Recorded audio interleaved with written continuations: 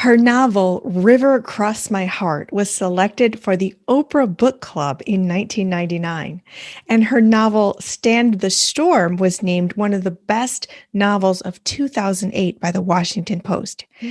Now, the editor, scholar, and author, Breena Clarke, is here with me tonight on the Goddess Power Show with Elizabeth Ann Atkins, where I help women boss up to be bigger, better, and bolder when I interview brilliant women like Breena Clarke and present powerful projects like this. Now, Breena Clarke is joining us tonight to talk about her new project. It's an amazing release called Chicken Soup for the Soul.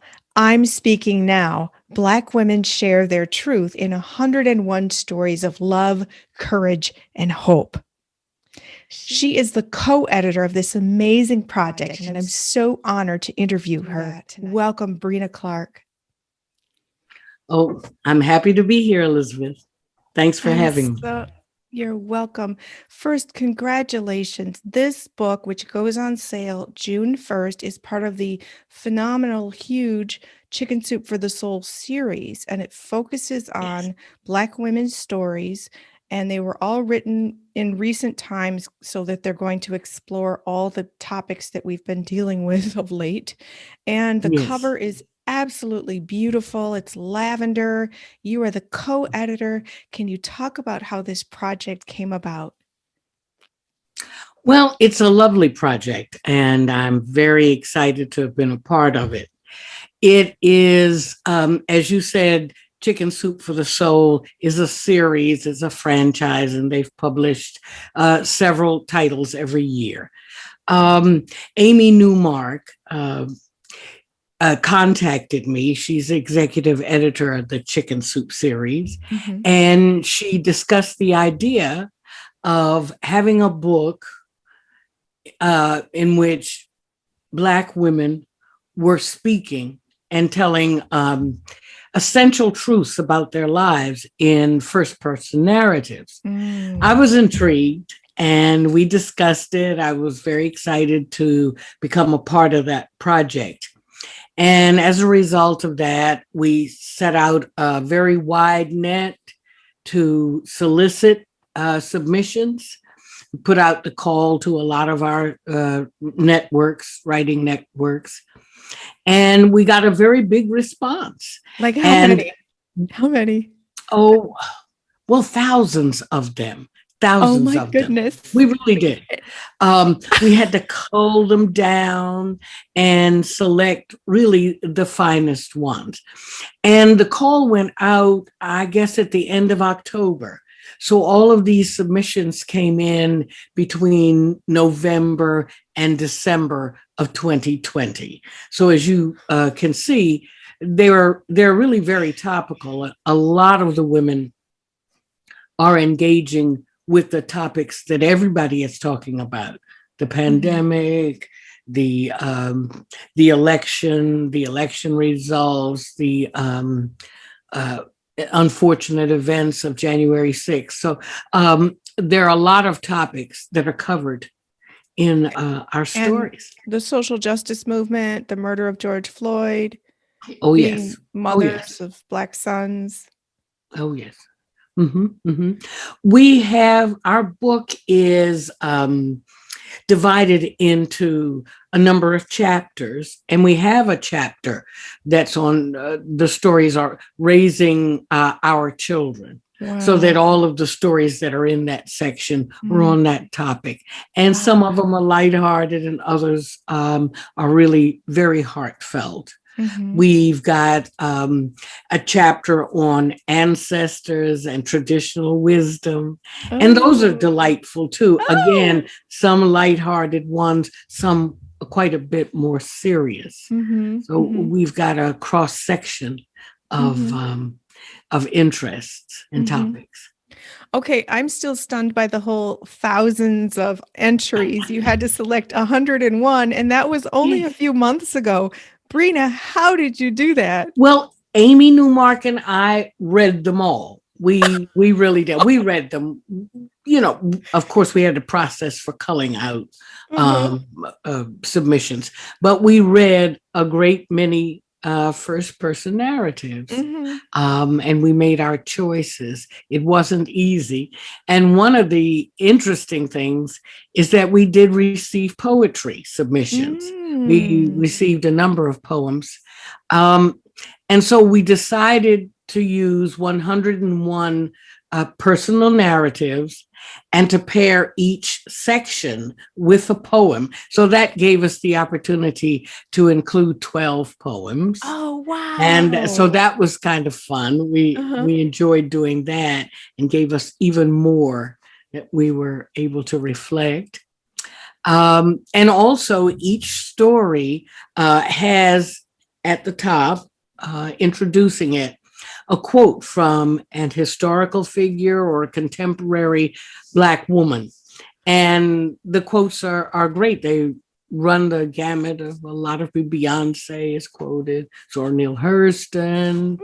So it's really, it's a wide cross section of names. Oh, I can't wait to read this book. And you know what's coming to mind? It sounds like a beautiful gift to give to someone. Oh, I'd recommend it. I Mm-hmm. really would. Mm-hmm. The friends that I have shared the book with, my early copies with, have all been delighted. And I said, "Oh, I want to get a copy for my cousin, or I'd like to have a copy for my mother." So it Oh. is that sort of book. Uh-huh. So you might as well get two copies because you're going to want to have one and one to send to a very close friend or sister, Mm-hmm. someone Mm-hmm. who would like it. Beautiful. I'm going to put the link in the description box here so people Okay, can great. purchase the paperback and the Kindle. And the book comes out on June 1st. So That's just right, in a June short 1st. while, it will be Uh-huh. available. And again, it's got such a beautiful lavender cover. Can you talk about your favorite part of doing this huge project? Well, I guess the favorite part of it for me was reading the stories. Mm-hmm. And a number of the stories, people talked about incidents that had happened in their lives that are similar to things that had happened to me. Um, there's a section on driving while Black. Mm-hmm.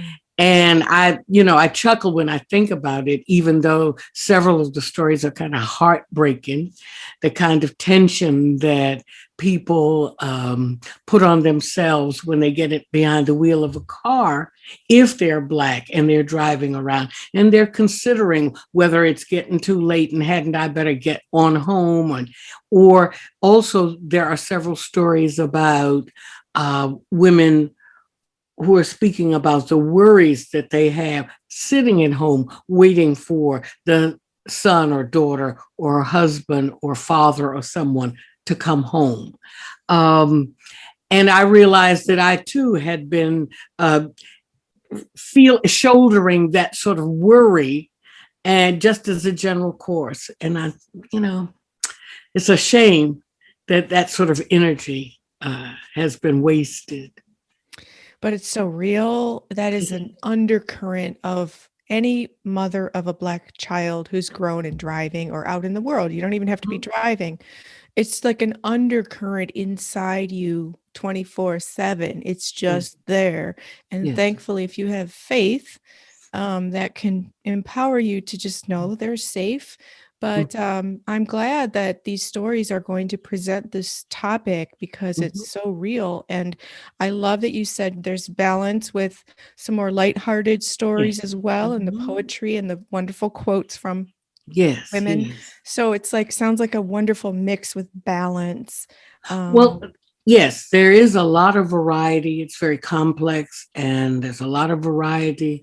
One of my favorite stories is by um, Dara Lurie, and she speaks of her experiences with COVID-19. So, as I say, it's a very topical book.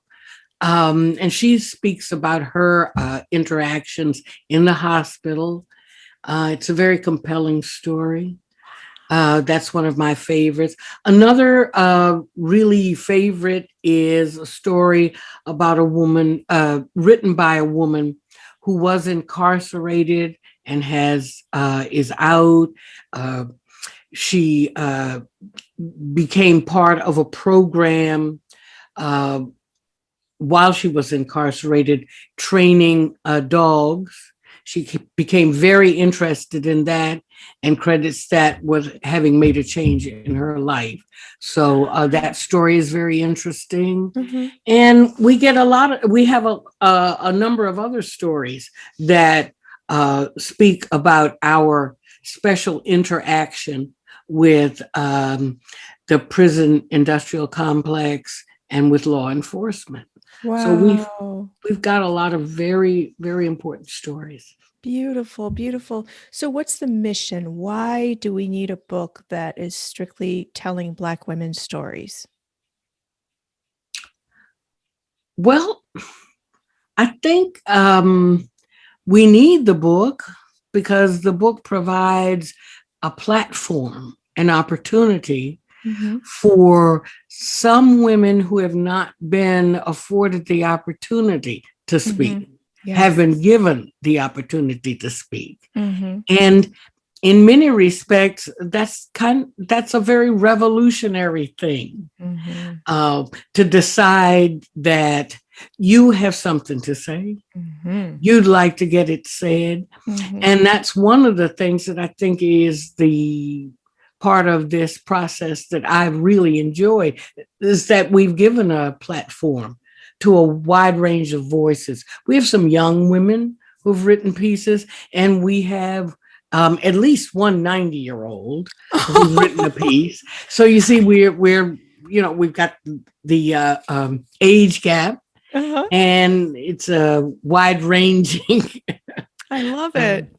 yes, and that's one of the nicer parts about it, that there are so many stories to tell. I And love it. I always say it's not as if we're speaking for the first time. Mm-hmm. Certainly, that isn't true. Mm-hmm. Certainly, Black women in this country have spoken about their own lives, about social justice. So we have a long history. Now, many voices were not listened to. There was no audience, if you will. Um, Speakers were discouraged, and many who spoke up were disadvantaged in one way or another. But this book offers an opportunity, says, well, now's the time to speak. If you have something to say, Yes. now is the time. Yes. Because I think now there are people who are interested to listen. There are people who are Yes. curious, who are committed to social justice. So they want to know more. They want to have Yes. more facts. They want to know Mm-hmm. more from Black women about what we are talking about when we talk about social justice in this Mm-hmm. country. So that's also one of the more important reasons for me to be involved in this project, because it is a book. Obviously, it's a book for everyone to read. Mm-hmm. And I firmly believe that it is a book of interest to a very wide audience: men, women, white, Black, Asian, every ethnicity and background and age group will find common ground in this book. And that's what I like about it. The stories are universal. There are a lot of common themes, but there's a specificity um, about the Black experience and Black women's experience that makes it unique. Mm-hmm, mm-hmm. So stories are such a powerful learning tool, and it's phenomenal that the Chicken Soup for the Soul series, which is so highly known, is giving this platform in such a timely manner, because things have just been happening, and now boom, here's a book about it. It's really, really wonderful. So what an honor for you as the editor. That's just wonderful. Congratulations. Yes, thank you. You're welcome. I'm very pleased. I'm very pleased with it. Yes. So, as the editor of this book, you come to the project as an author yourself. Can you talk about Yes. your previous writing and your award-winning skills? Well, I am fiction writer primarily. I've published 3 novels. I suppose you would consider them historical novels. My debut novel was River Crossed My Heart. That was published in 1999. It was an Oprah Book Club pick that year. And that was pretty exciting. Yay! Yes, it was very exciting. It really was. It was very, very exciting. And I was, very pleased about that. My second novel is like River Crossed My Heart, set in Washington, D.C. Stand the Storm is set at the mid-19th century in Washington, D.C. My third novel, Angels Make Their Hope Here, is set in an imagined town in the highlands of New Jersey.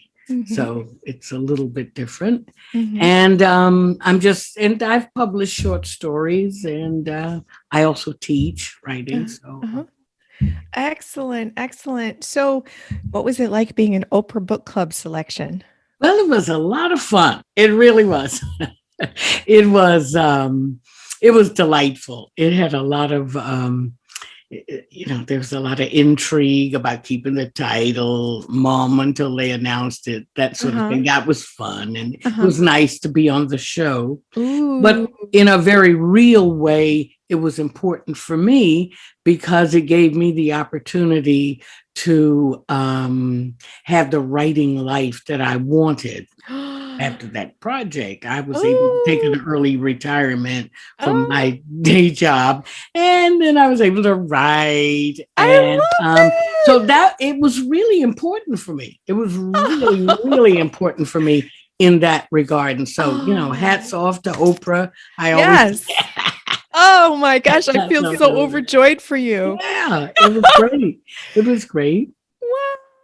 Every writer's dream, and to get that recognition and to be able to write full time is just an absolute fantasy come true. Yes, it was wonderful. It was wonderful.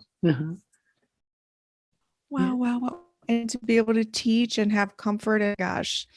Wow. Yes. Oh my goodness. Your book got, besides being an Oprah Book Club selection, it got rave reviews about, the storytelling and your skills and, the poignant topics. And so that's wonderful. What an exciting life you have.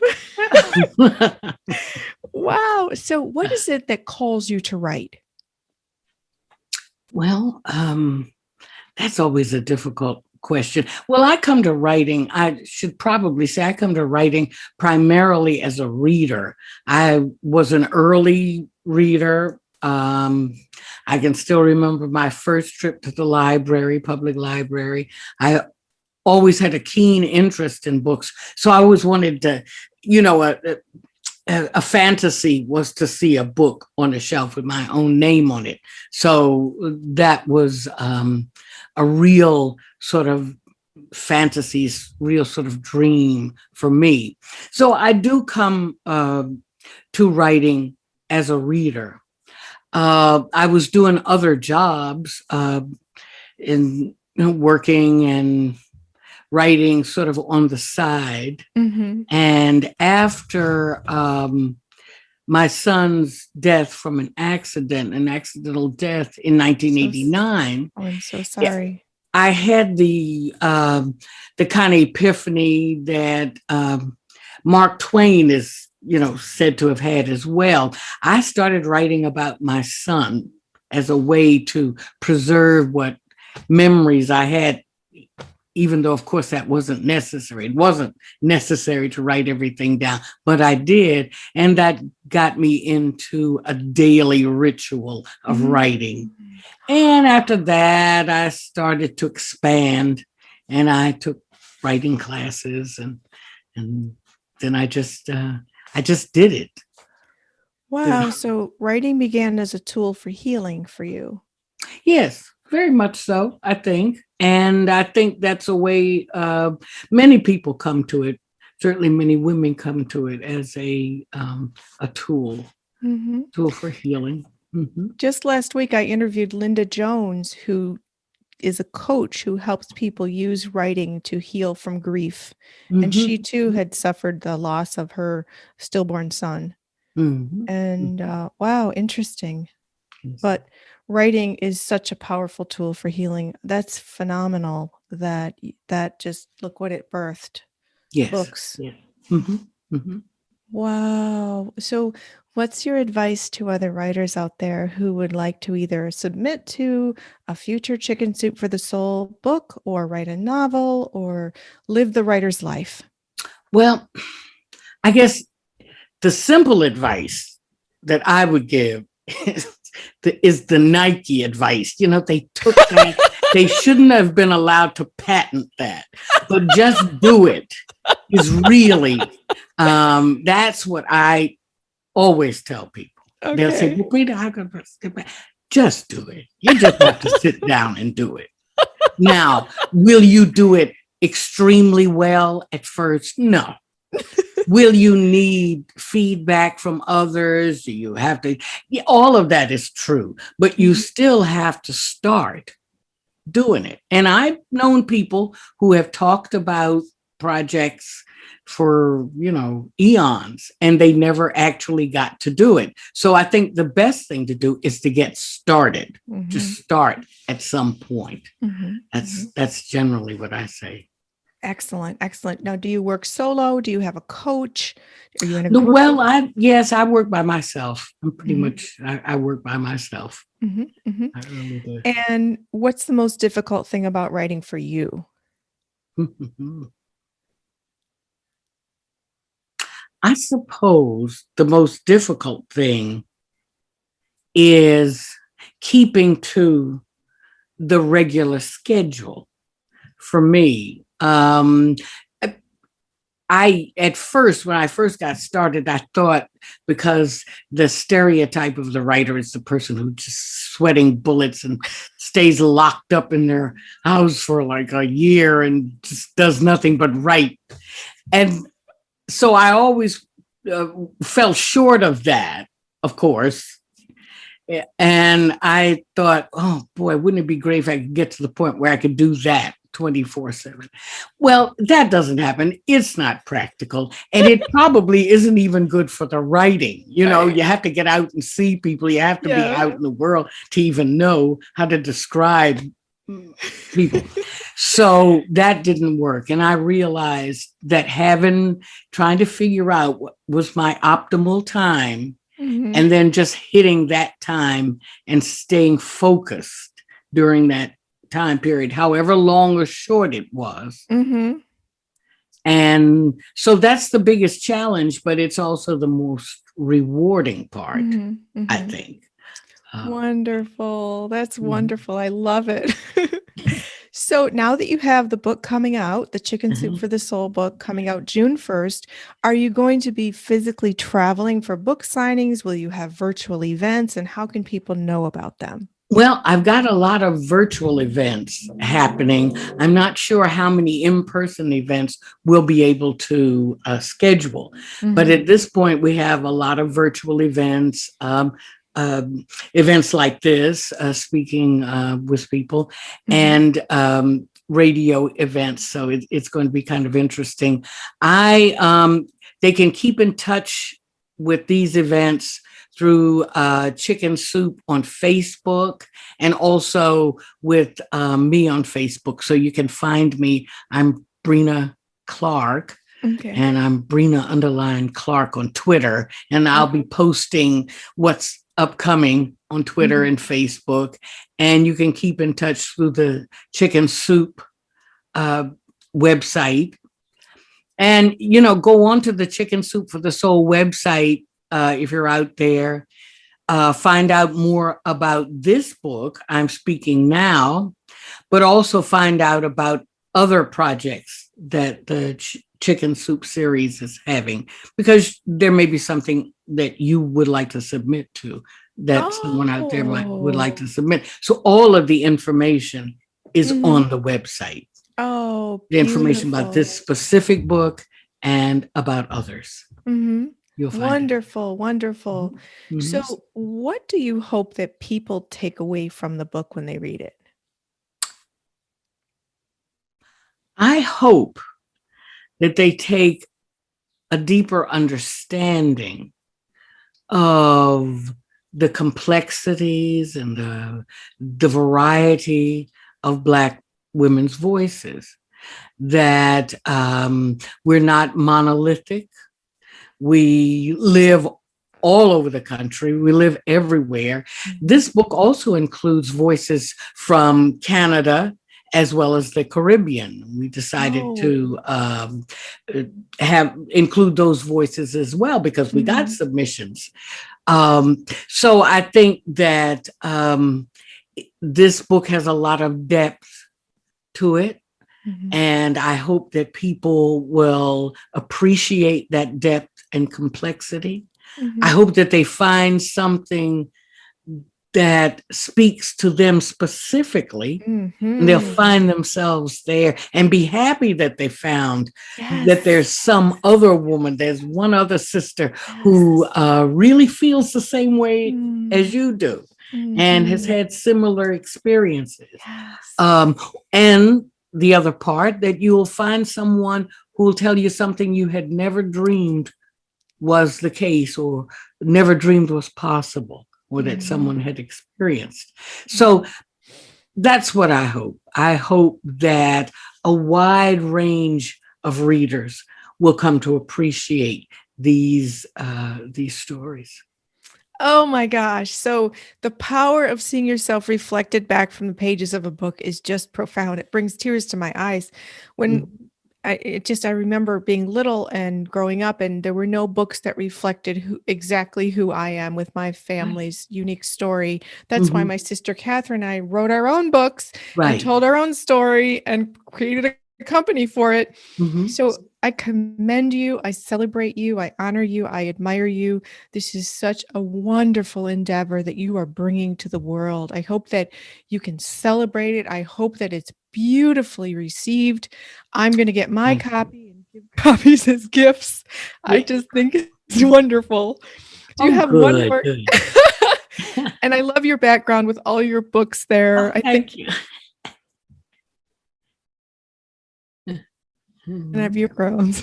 It's so funny. But I think she would approve because it's very scholarly as you are, and it's just beautiful. So. Oh, thank you. Thank you.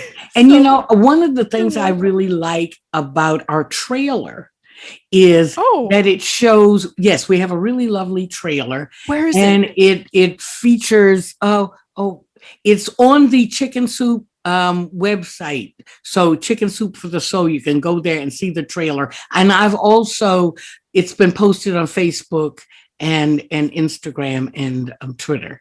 Okay. They will be available there. But one of the nicest parts about it is that it shows some of the faces behind the stories. And so for me, that was delightful because I'd read the stories and seen the names, but I didn't see all of the faces. And it was nice. Not all of our contributors are in the trailer. Some of them are going to be in subsequent trailers and when we post. So you'll be able to see. And each of them is saying, I'm speaking now. My name is Breena Clarke and I'm speaking now. And it's so lovely to see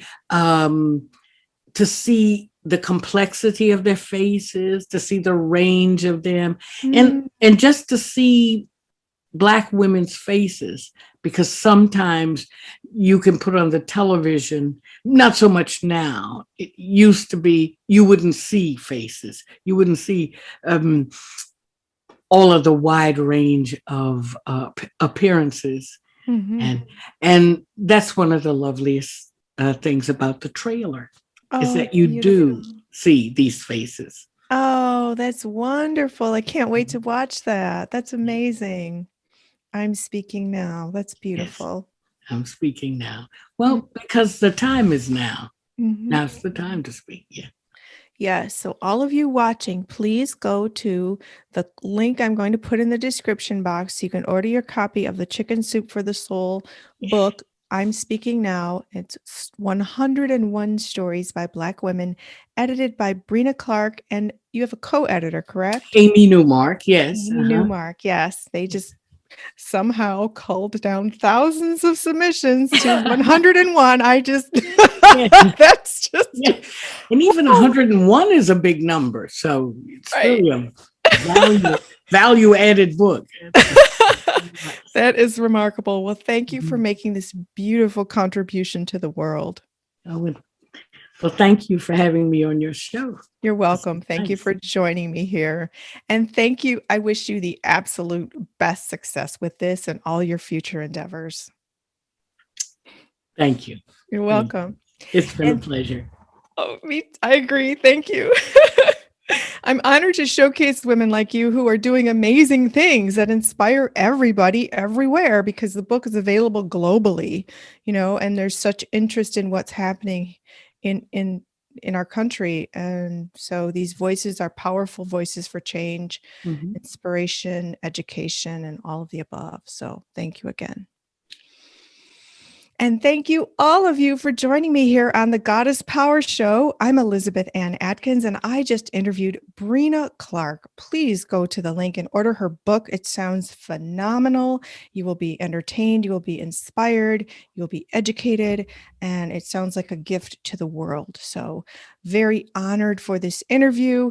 Please do subscribe to the channel, give a thumbs up to the video, and also follow me on Twitter at Elizabeth Atkins.